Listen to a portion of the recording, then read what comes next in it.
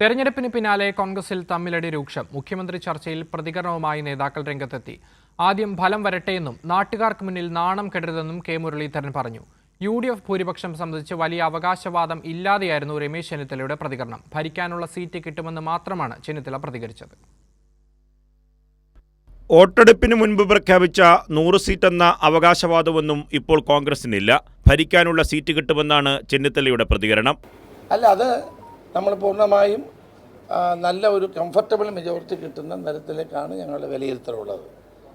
നമുക്കേതായാലും അത് ഫീൽഡിൽ നിന്ന് കിട്ടുന്ന വിവരങ്ങൾ അതാണ്. പക്ഷേ ഫലം വരുന്നതിന് മുൻപ് തന്നെ കോൺഗ്രസിൽ തമ്മിലടി തുടങ്ങി. എറണാകുളം ജില്ലയിൽ നിന്ന് തന്നെ കോൺഗ്രസ് മുഖ്യമന്ത്രി ഉണ്ടാകുമെന്ന് ആദ്യം വെടിപൊട്ടിച്ചത് VD സതീശന്റെ വിശ്വസ്തൻ മുഹമ്മദ് ഷിയാസാണ്. ഇതിന് മറുപടിയുമായി രമേശ് ചെന്നിത്തലയെ അനുകൂലിച്ച് M ലിജുവും രംഗത്തെത്തി. തർക്കം രൂക്ഷമായതോടെ നാട്ടുകാർക്ക് മുൻപിൽ നാണം കെടുത്തരുതെന്ന് കെ മുരളീധരൻ പ്രതികരിച്ചു. കോൺഗ്രസ് പാർട്ടി എടുക്കേണ്ട തീരുമാനമാണ്. അതുകൊണ്ട് ഞാൻ ഏകോപക്ഷമായിട്ടുള്ള അഭിപ്രായങ്ങൾ ആരും പറയുന്നത് ശരിയല്ല എന്നുള്ള അഭിപ്രായക്കാരനാണ് ഞാൻ. മാത്രമല്ല, അങ്ങനെ ചർച്ചയിലേക്ക് പോകുന്നതിന് ശരിയല്ല. ജനം എന്ത് പറയും? ഇവരെ ഞങ്ങൾ വിശ്വസിച്ച് ജയിപ്പിച്ചിട്ട് ഇതാ തുടങ്ങി എന്ന് പറയുന്ന ഒരവസ്ഥ ആരും ഉണ്ടാക്കരുത്, അത്രേ പറയുന്നു. എന്നാൽ എല്ലാം ഹൈക്കമാൻഡ് തീരുമാനിക്കുമെന്നാണ് രമേശ് ചെന്നിത്തലയുടെ മറുപടി. 25 ദിവസം ഇനിയും ബാക്കിയുണ്ട്.